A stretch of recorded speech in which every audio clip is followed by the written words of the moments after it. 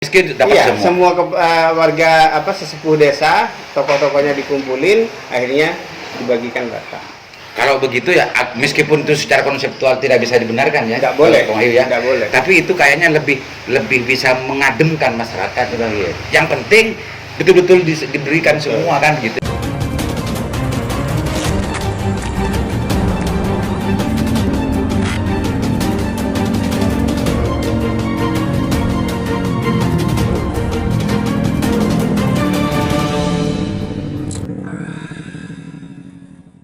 Bahwa itu ternyata banyak mafianya. Diakui atau tidak, banyak mafianya ini. Gerakan pemegang KKS berarti karena ada mafia bansos. Apa itu bansos PK, apa itu bansos yang lain gitu Pak ya. Sederhananya begitu Mirza. Tadi kan ngulang-ngulang kan gitu ya, karena memang ada mafia, karena ada gerakan ini. Dan kalau sudah seperti itu bukan bodoh lagi Pak Matur. Bukan kan? Ini gerakan cerdas kan. Nah, tapi kalau nggak diurai begitu, kan kementerian itu kan dalam melakukan dalam meluncurkan sebuah program kan sudah sepaket dengan aturannya. Betul. Sepaket dengan juknisnya kan begitu Mas. Ya, ada juknisnya memang. Yang terbaru itu Juknisnya. 2018 enggak. Gerakan ini secara konseptual bodoh menurut saya.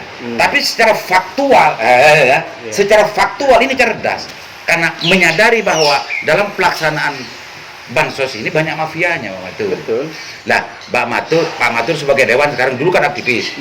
Sekarang dewan, sudah kenal akrab dengan Pak Wahyu, bahkan kemarin sudah reses dengan Pak Wahyu. Uraian persoalan-persoalan ini barangkali kan Pak Matur dulu cerdas. Entah sekarang kalau sudah politisi. Pasti ada formulasi yang baru gitu ya. Dari pikiran Pak Matur untuk bagaimana mengurai semua ini untuk mempersempit ruang gerak para mafia itu. Ada nggak Pak Matur? Sebenarnya secara konseptual dan aturan lain, pemerintah itu sudah sangat banyak melakukan kebijakan bagaimana menutup kebocoran. Kita mau bilang kebocoran. Dari kartu ini, dibuatkan kartu ini sebenarnya sudah bentuk agar haknya itu nyampe ke yang berhak kan gitu. Cuman kemudian memang saya mengurai satu dari kondisi masyarakat kita, ya.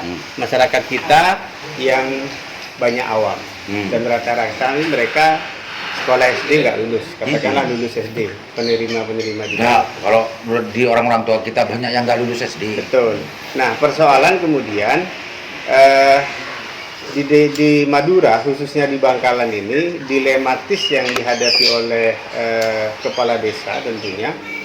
Masyarakat Madura ini kan kalau dia mau dibilang miskin nggak mau, tapi secara kultur ya, iya, secara kultural ya. dia nggak mau dikatakan miskin. Tapi ketika ada bantuan sosial, maka semuanya akan mengaku miskin.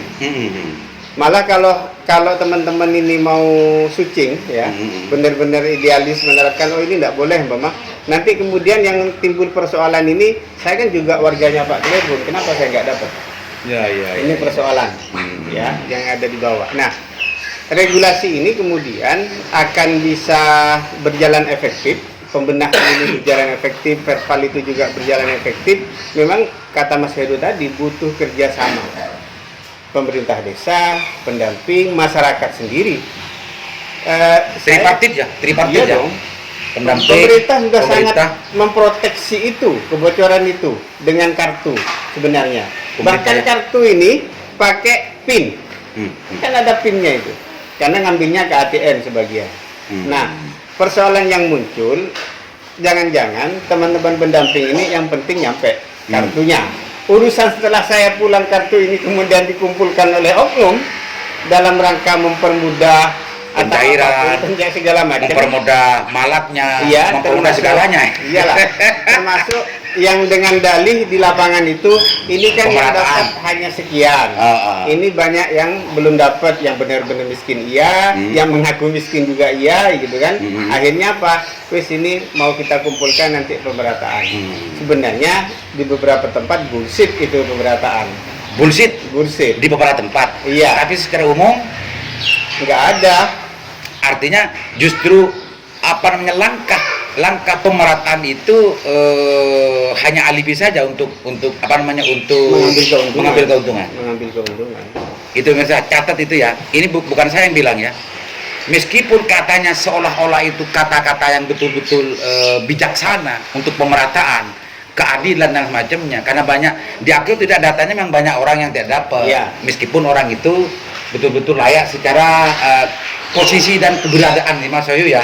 Ketika ada pemerintah oknum yang melihat situasi itu, justru itu dibuat untuk pemerataan, itu seolah-olah kita semua akan menerima karena itu keadilan dan kebijaksanaan. Betul. Tapi ternyata menurut Pak Matur itu hanya urusan kaleng-kaleng. Karena Wah. banyak yang mengadu ke saya sampai detik ini pun saya jadi dewan itu, ada yang inbox di messenger saya itu di desa ini tidak menerima sama sekali. Setelah kartu ini dipegang oleh penerima, nanti ada oknum yang berjalan, kemudian udah mereka disisain segitu aja gitu. Ada yang memang dimeratakan seperti di desa Betokaben. Itu rata semua. Diratakan, Kaya miskin dapat iya, semua. warga sesepuh desa, tokoh-tokohnya dikumpulin, akhirnya dibagikan rata.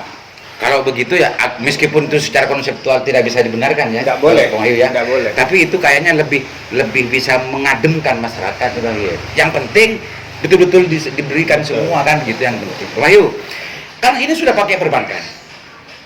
Perbankan itu adalah salah satu institusi yang selama ini dipercaya oleh publik bahwa ini ketatnya luar biasa, sulitnya memalsui ini luar biasa. Bahkan perbankan ini sebetulnya diproteksi oleh undang-undang tersendiri, lex specialis. Pelindungan Ya, pelindungan terhadap pelanggan, nasabah dan lain-lain. Ya. Itu sangat protek untuk mencairkan, untuk dan macamnya.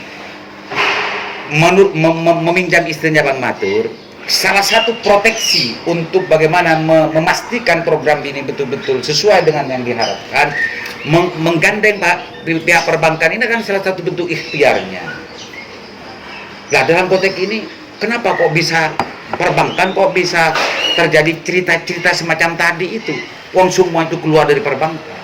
Kalau itu bukan nasabahnya sendiri diverifikasi, memang kan tidak mungkin bank mengeluarkan. Ada apa ini dengan perbankan kok bisa begini, Pak Wahyu? Jadi begini, tadi menyambung tadi apa yang disampaikan Bang Matur ya, terkait dengan tanggung jawab teman-teman pendamping dalam hal ini. Pada saat dia sudah melakukan pengawalan distribusi ini kan, pada saat distribusi awal ini kan pendamping cuma mengawasi.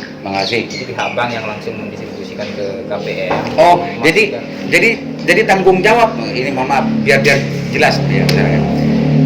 Negara memberikan tugas untuk penyaluran bansos ini adalah bank. Betul. Nah, ini awalnya kantor pos, Pak. Oh, awalnya ya. Iya. Tapi sekarang bank ya. Di 2017 sudah. Oke, catat ini, karena ini diskusi cerdas ini. Catat. Yang negara memberikan tugas kepada bank untuk menjadi penyalur bansos, gitu ya. Lanjut, Bang.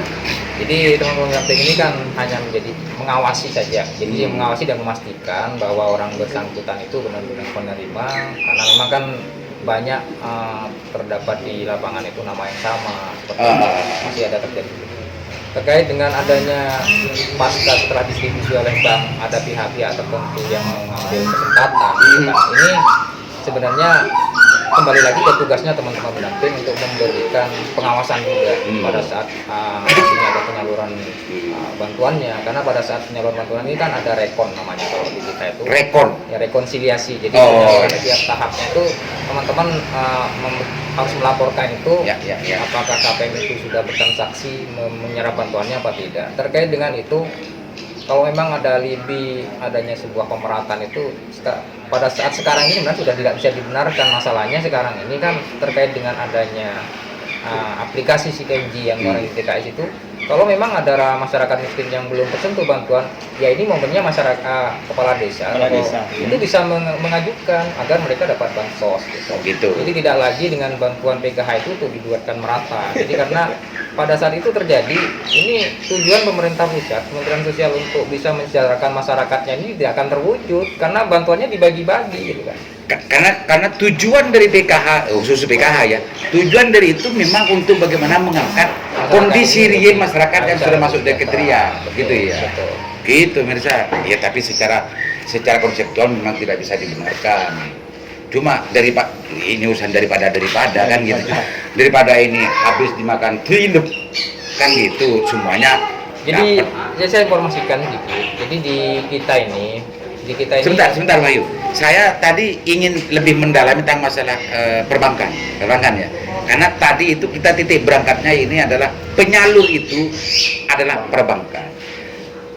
Apa namanya, sistem yang dilakukan oleh perbankan SOP gitu ya, SOP pasti tidak akan mengurangi dari prinsip perbankan kan. betul. Nah, kenyataan yang di bawah ini sampai kementerian sendiri kan melakukan gerakan megang KKS. Pasti yang megang KKS itu kalau bukan KPM-nya kan orang lain, entah siapa itu. Nah, kalau dalam laporan realisasinya itu bisa terjadi, berarti perbankan bisa dianggap sebagai pihak yang harus ikut tanggung jawab kan. Kenapa kok bisa cair kalau bukan orangnya kan gitu? Iya. Apa namanya bawah itu masalah ini? Kembali lagi tadi pada proses pengawasan. Jadi pada saat distribusi awal itu kan perbankan hanya memastikan bahwa yang menerima KKS itu sesuai dengan identitas Ya. diri. Pada saat di lapangan itu terjadi sebuah intinya Jauh atau pengambilan gimana gitu ya? pemaksaan secara paksa, ini kan mungkin bisa saja terjadi seperti itu. Ini yang mungkin sudah di luar kewenangan perbankan kalau hal-hal. Tapi kan gini Wahyu, kalau di lapang itu terjadi pengambilan atau KKS itu dipegang orang yang bukan KPM-nya, ketika dia masuk ke meja perbankan, dia pasti otomatis tidak diterima gitu, tidak bisa cair gitu. Tidak, jadi Ini KKS ATM, ini Bos. kan Pakai ATM. menggunakan ATM Oh, sekarang. gitu. Kartu KKS ya yang sudah Bukan berupa rekening. kartu. Jadi mereka Bukan bisa buku ngambil di tabungan. ATM. Bukan, ATM itu sendiri verifikasi untuk pembuatan PIN dan macamnya siapa itu? Pinnya standar, pasti semua orang tahu. Jadi Satu kadang-kadang sampai KPM kan nggak tahu cara mengubah pinnya. Jadi pin ini standar, pinnya standar. Oh begitu. Betul. Jadi ya ini yang mungkin dimanfaatkan oleh pihak-pihak tertentu. Ya mungkin alasannya dengan jangkauan Jauh. mesin-mesin ATM yang jauh. Jadi seperti yang di Koko kan belum ada tuh mesin-mesin ATM. Mungkin pada saat dia ngambil aksesnya ke Tanjung Bumi itu kan dianggap jauh. Jadi ada pihak-pihak tertentu yang mungkin mengakomodir. Nah ini, Pak Matur. Ya. Kan kita sudah tahu tentang masalah urusan perbankan. PIN itu salah satu bentuk dari bagaimana mendeteksi dan memproteksi gitu ya, bahwa hak-hak nasabah itu tidak bisa aman lah intinya, harus aman. Apakah itu tidak selama ini kenapa itu kok tidak langsung terverifikasi kepada KPM untuk membuat PIN sendiri dari awal agar ini tidak bisa dimainkan oleh pihak-pihak orang lain. Karena perbankan ini kalau betul-betul serius Pak Wahyu, perbankan ini saya masih percaya tidak akan ada orang yang bisa untuk menjebol itu kalau betul-betul sesuai dengan apa yang selama ini perbankan lakukan. Jangan-jangan menstandarkan PIN itu juga bagian dari kerja mafia. Gimana Bang Batu? Enggak juga. Oh enggak ya? Enggak ya, ternyata ya. Artinya kita pun ketika buka ATM standar semua. Nanti kemudian kita diminta untuk merubah PIN. Persoalan kemudian memang saya sepakat. Mestinya sejak awal penerima PKH ini mendapatkan ATM-nya itu, kartunya itu semestinya sudah diajari. Cuman persoalan seperti disampaikan oleh Mas Heru tadi, apakah kemudian setiap pelosok ini sudah menyiapkan untuk itu? Atau teman-teman cerdas kemudian menyikapi pihak bank digandeng untuk turun dan kemudian ya ini butuh waktu ya tentunya, manggil satu persatu, ini ATM-nya jenengan, ayo pinnya sekian, nanti dirubah dan ngambil sendiri. Ini persoalan teknis sebenarnya. Cuman yang menjadi kendala lagi memang tidak semua masyarakat bisa menggunakan mesin ATM. Ya betul. Gitu kan? Nah, kenapa nih pinnya standar? Sebenarnya untuk memudahkan. Tapi masyarakat lagi-lagi nggak punya inisiatif untuk memprotek dirinya karena fasilitas itu ada untuk melindungi diri bahwa ATM saya bisa saya ambil dengan PIN yang saya rahasiakan. Nah, ini tidak semuanya bisa. Jadi persoalan ini sebetulnya kan waktu sudah mulai terurai kan? Perbankan ini kan asumsi normalnya, normal. Tapi kalau kerja mafia, kerja ini kan senjata bicara mafia ini kan, secara konsep kan sudah bagus semua konsep. Kerja mafia bisa saja itu terjadi. Artinya meskipun bank itu seketat itu aturannya, bukan tidak mungkin dan tidak akan steril dengan kerja mafia juga menurut saya. Betul. Makanya begini, saya ingin merunut sejak PKH ini pakai pos. Kalau pakai pos ini petugas dari pos Pak panggil satu persatu. Petugas. Iya. Oh iya kan.